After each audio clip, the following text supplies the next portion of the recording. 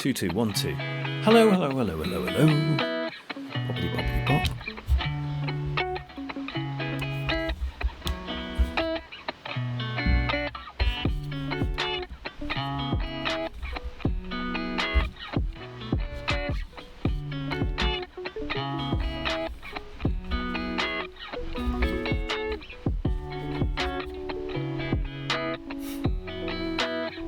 Wish I hadn't started that.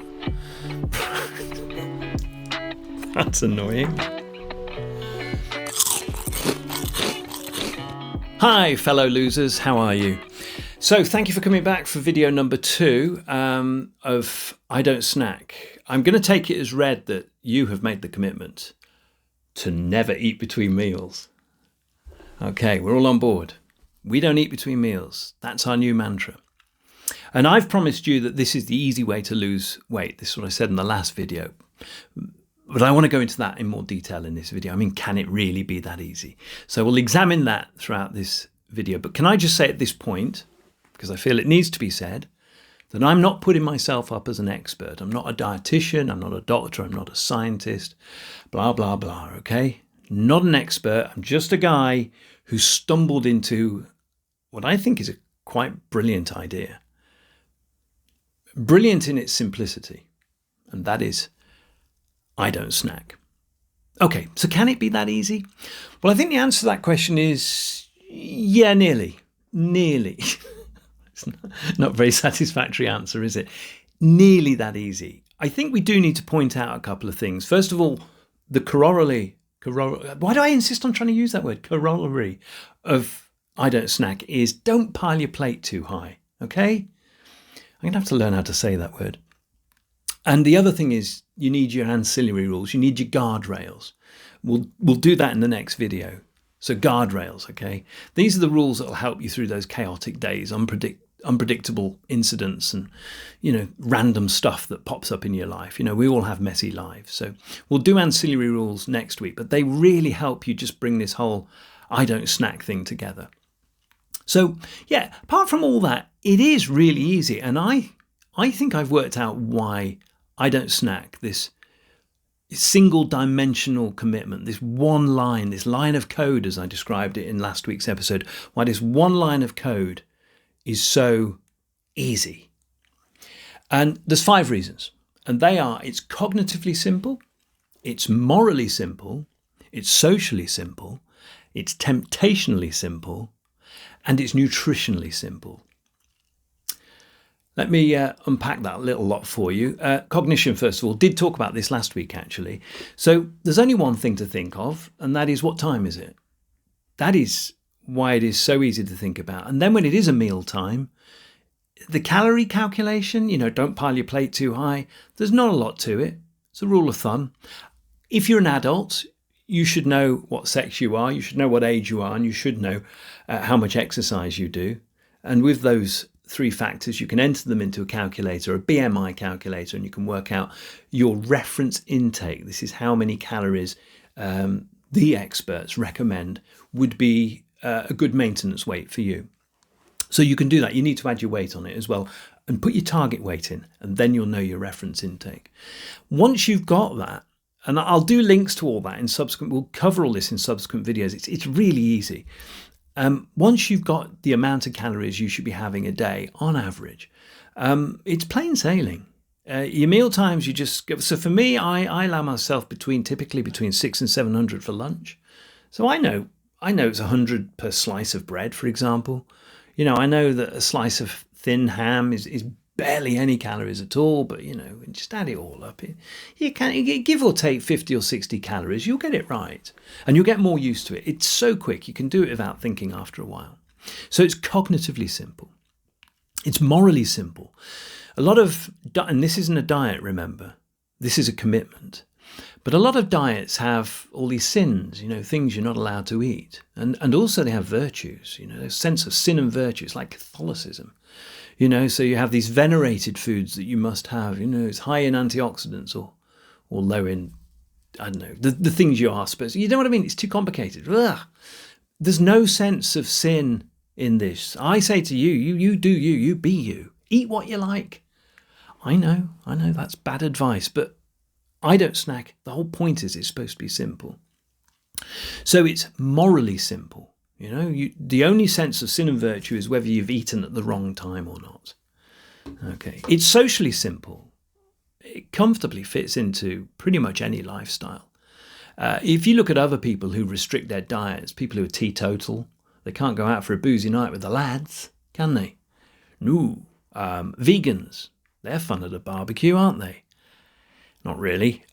So it's socially simple. You can rock up to any social do. I would say if you're having a lot to go to, if you're a very popular person, you have a busy social life, then you need to put that into your ancillary rules. But again, we'll cover that next week. So it's socially simple. There's not like most diets, like most restrictions on what you eat and how you eat. There's a social impact, a really high social impact. Not so with I don't snack. It's temptationally simple. The only time you're tempted is when you feel a bit peckish, perhaps before it's lunchtime or before it's tea time. Well, all you got to do is look at your watch. If you can't hold out for 40 minutes till the meal, then, well, there's no helping you, is there? So it's temptationally really simple. And it's nutritionally simple. I'm not asking you to change a thing, just when you eat. Of course, you do need to make sure you don't pile the plate too high. That's the corollary. I don't know why I'm using that word. I'm not even sure I'm using it right. So long as you don't pile the plate too high, it's nutritionally simple. You can carry on eating the same crapola you eat anyway. I know I have done. I don't eat healthily. I really don't. I can do, but it's boring, isn't it? I mean, there's only so much celery you can pop down your gullet before you feel like making yourself vomit. So you can carry on eating what you like. I would add to that, it's probably a good idea to get rid of the low-hanging fruit. My mum has proofread my book for me. She's a retired English teacher. And what she doesn't know about conjugating verbs or semicolons and their use isn't worth knowing. However, she'd never heard of the expression low-hanging fruit. The idea that stuff that's easy to do, you do it straight away. Let's get the low-hanging fruit. That kind of thing. So I'd used this in my book, this line, low-hanging fruit, and she got awfully confused. She was like, so is the fruit that's lower down on the tree, does it have more sugar? I was like, what are you talking about? But you can get rid of the low-hanging fruit. A good example is cups of tea or cups of coffee. If you have a spoonful or two of sugar with every cup, then that's a bad idea. And if you cut it out, you would get used to your new unsugared beverage a lot quicker than you realise. And actually, it's even nicer. I mean, I've got a bit of tea in here, but no sugar. Yeah, it's cold. So that's a bit of low-hanging fruit. The other thing is I would suggest get your heart racing each day. Your body will thank you for it. Just a little bit of exercise. Don't go crazy. You don't need to run triathlons or anything, but well, you can do. But it's a good idea to get your heart racing each day. See your doctor first. Don't take my advice. I'm not an expert. So that's it. Yeah, it really is that easy, and it can be that easy. In conclusion, all you need to make is the one commitment. I don't snack. And weight loss will come naturally. It's easy because you need little thought. There's low moral pressure, near zero peer pressure. It's socially very convenient.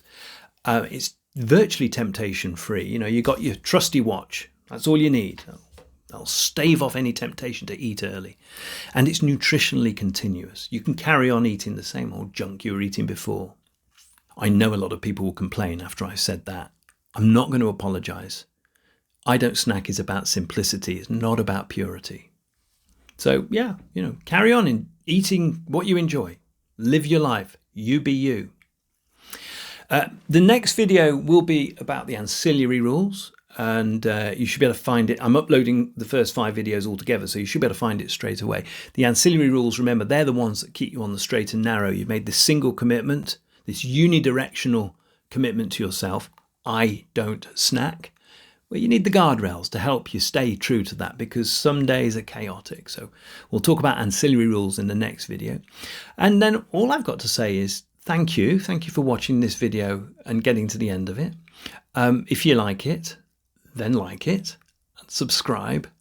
Where's that popped up? Is it up there? It's down there, is it? I never know.